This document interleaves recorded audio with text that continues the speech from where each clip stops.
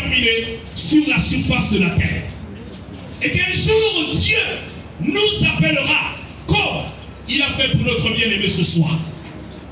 La vérité en est que pour nous qui sommes là, nous ne devions pas pleurer pour lui, mais nous devions pleurer pour nous. Parce que lui, il en a terminé. Lui, il a terminé. L'instant, la période à laquelle Dieu l'avait amené sur terre pour accomplir une mission bien déterminée, il l'a fait. Voilà pourquoi Dieu l'a rappelé. Mais nous qui restons, la question qu'on doit se poser, c'est que le jour où nous mourrons, où serions-nous? Alléluia. Où serions-nous? C'est la question qu'on se doit de se poser dès maintenant. C'est vrai que nous aurons des honneurs qui vont nous être rendus de part et d'autre.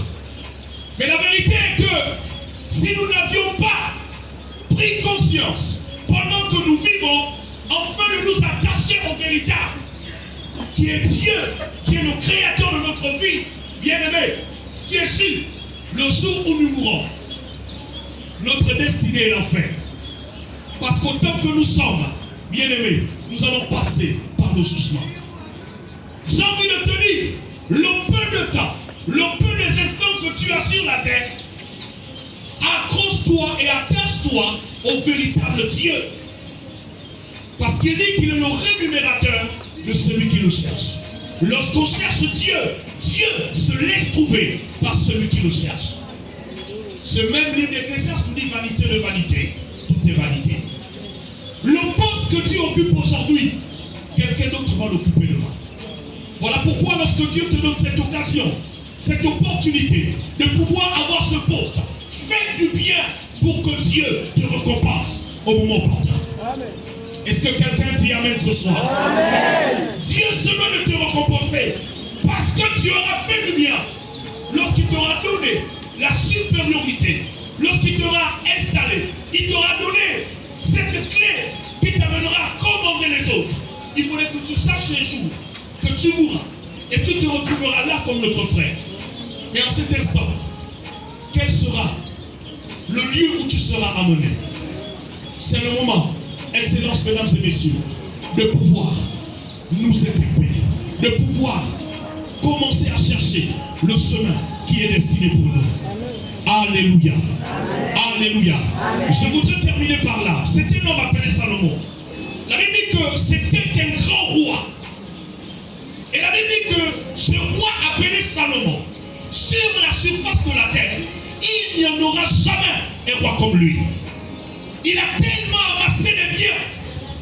Et Salomon avait compris un jour que vanité de vanité, tout est vanité. Alléluia. Voilà pourquoi lorsque, après avoir amassé tous les biens de la terre, la Bible déclare qu'il pouvait demander à Dieu, Seigneur, j'ai besoin de la sagesse. La sagesse nous amène à distinguer. La sagesse nous amène à comprendre que la position que nous occupons, quelqu'un d'autre va l'occuper demain. La position que nous avons aujourd'hui, quelqu'un d'autre va l'occuper demain. Ça veut dire que pendant que nous y sommes, nous devons chercher Dieu. Alléluia. Alléluia. Amen. Je voudrais nous interpeller. Excellence, mesdames et messieurs. Dieu est là. Il dit, je frappe à la porte de ton cœur. Maintenant que tu entends, ouvre simplement et il va souper avec toi. Pour toi qui n'as pas encore fait la rencontre du Seigneur, voici l'occasion qui t'est donnée. Juste après, n'aie pas honte de me rencontrer. Alléluia.